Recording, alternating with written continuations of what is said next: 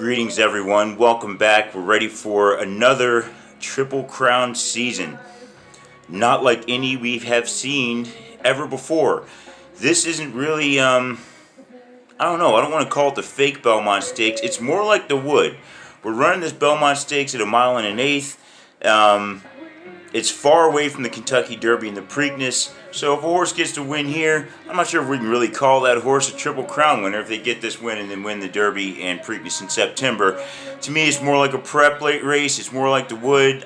Maybe they'll do something else at 1.5 miles in October to try to set up that same scenario. Hopefully they do, but at any rate, this is what we're working with today, all right? We've got a decent race.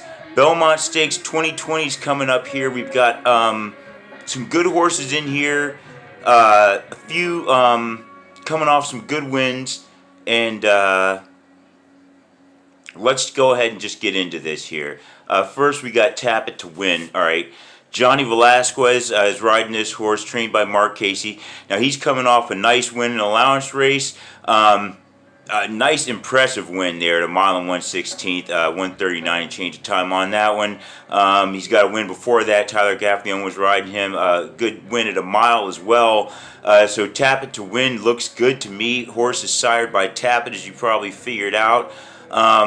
His mother's father's Medaglia d'Oro, so good breeding on this one. Horse is it's 6-1 right now. Probably going to be riding pretty close to the pace. If not taking a lead, so this horse looks pretty strong so far from what I see. Now, number 2, I was also impressed with Sole Volante. Sole Volante, Luca Panisi was riding him, trained by Patrick Bianco. Now, he's coming off another good win, a decent win at 1 mile, 1:34 and change in that one in a optional claimer.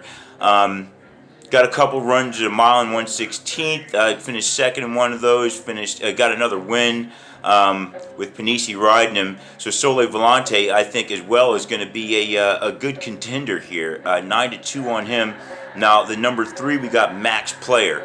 All right, Joel Rosario. He's jumping on the horse. He hasn't gotten a win aboard this horse before, but we know Rosario's always in it to win it. Max Player's out of Honor Code. This one coming off of 2 wins. He's got a win in the Withers. He broke his maiden before that, a mile. So while his times weren't too impressive in either one of those races, he had some pretty decent wins. It looks like he didn't face too much competition, didn't really need to give it too much to get the wins. So Max Players, I think, is still going to be a contender in this one, even though his times just aren't quite as impressive as some of the other ones so far. The number 4 is Modernist. The Modernist is out of Uncle Mo. He's been ridden by Junior Alvarado. Modernist is trained by Bill Mott. Ran the Louisiana Derby, finished 3rd there. Before that, he was coming off a couple of wins. Had a win in the Risen Star. He broke his maiden before that, both at 1 1/8. That Louisiana Derby was running 1 3/16. He was 3rd in that one, but this horse got experience going distance, going longer than this 1 1/8 and a couple 1 1/8 before. So while, like I said, once again, his times weren't that great in those races, he's got the experience going this distance. You're going to want to keep an eye on Modernist as well, another player in this one. Number 5, Farmington Road. All right, Farmington Road, Javier Castellano riding this one. 15-1 is the morning odds on that one. Hey, I generally will always pay attention to Castellano when he's got something like 15-1. I expect those odds to go down. He's also trained by Todd Pletcher, another reason I expect those odds to go down. Now, as far as the horse, I don't know. He's 4th his last out in the Arkansas Derby. 7 lengths off the leader in that one. Then he had another race out there, 2nd in Oaklawn, and before that he ran the Risen Star. He was 4th in that one with Castellano aboard him in that race too. So Farmington Road, maybe he's going to come into form. I don't know if he's going to have enough to keep up with these horses, but he's got some decent breeding out of Quality Road. That's an elusive quality horse. That makes him a cousin of Smarty Jones. So we got decent breeding, Todd Pletcher, Javier Castellano. He's liable to do something. I mean, you definitely don't want to overlook Farmington Road. Now we got the number 6, 4 left. All right. 4 left. Jose Ortiz riding this one. He's at 30 to 1. Of course, you got Ortiz on him, so that's always a good thing. He's trained by Doug O'Neill. Now, this horse is breeding interesting. He's a Twirling Candy horse, which is out of Candy Ride. He's got Unbridled Song as his other side. So decent breeding out of this one. He's got a win at a mile in his last out. So he looks like he's going to be a little bit game. I don't know if they got 30 to 1. I don't really think those odds really represent his true chances there. He's going to have to pick it up, though, to keep up with these horses, I think, coming up in this race, coming up on Saturday, though. The number 7, we're looking at Jungle Runner. R. Gutierrez, yes, trained by Stephen Asmussen. This is a Candy Ride horse. Got Tapit on the other side of his family tree. However, hasn't done much lately. Last out, Arkansas Derby was 8th, 22 lengths off the leader. Before that, in the Mind That Bird Derby, 5th, 22 lengths off the leader. And before that, in the Smarty Jones, he was 8th, 18 lengths off the leader. So Jungle Runner's no doubt going to be a huge long shot. Don't know if he's going to do anything in this race. He hasn't been competitive in a long time, but horses like that, they're liable to cause trouble. He's liable to set the pace too fast or do something crazy. You want to keep an eye on that kind of horse. He's got a good trainer. I don't know about this jockey, but I expect that Asmussen's going to try to cause some sort of, I don't want to say trouble, but I expect Jungle Runner to kind of have some kind of impact, because he doesn't really belong in this race, in my opinion. But he's out there for a reason. At any rate, number 8, Tiz the Law. Florida Derby winner. A lot of people like this horse. I didn't think he was that great. I just think he beat horses that were not in his class in that Florida Derby, so he was able to get the win there. He's decently bred out of Constitution. He's got, so that makes him Tapit grandson, Tiz now grandson as well. He's been ridden by Manny Franco. Don't know how well that's going to work out. Franco's been successful aboard the horse. Like I said, he got that win in the Florida Derby.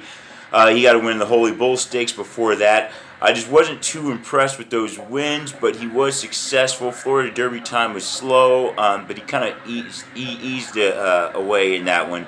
150 and change. He's going to need to step it up in this one. I don't think that 150 is going to get it done coming up on Saturday. This race, I'm pretty sure, is going to be a little bit faster than that. So Tiz the Law, he's a favorite at 6 to 5. Don't know if that's going to stick. He probably will go off as a favorite, but I don't know. It's going to be 6 to 5. Somebody else might creep in there, get a little bit closer.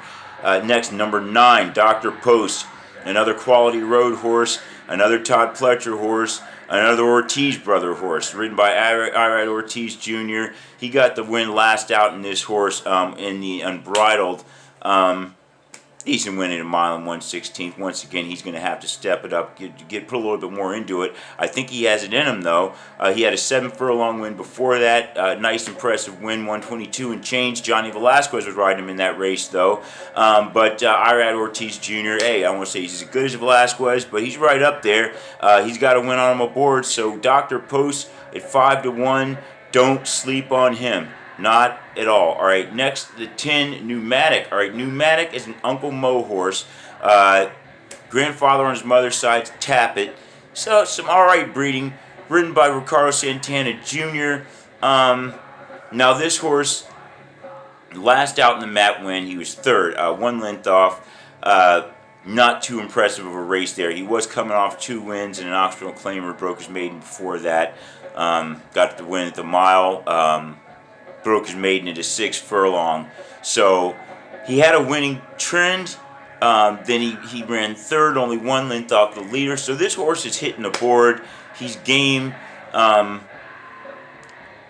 His workouts, I don't know, he had a 51-second breathing, and before that he had a 59 at 5 furlongs. So I don't know if you want to throw that 51 out, but the 59 is impressive. I don't know whether something happened to the horse or whether they just didn't work him out that hard. You know, it's hard to read workout times for what they really mean.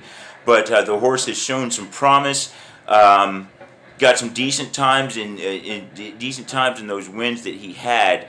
The Mat win just didn't really get it done there. But you really want to keep your eye on Pneumatic as well. The pace in this race, I don't expect it to be too fast, but they're not going to be walking. I know they like to walk around the track in New York a lot of times.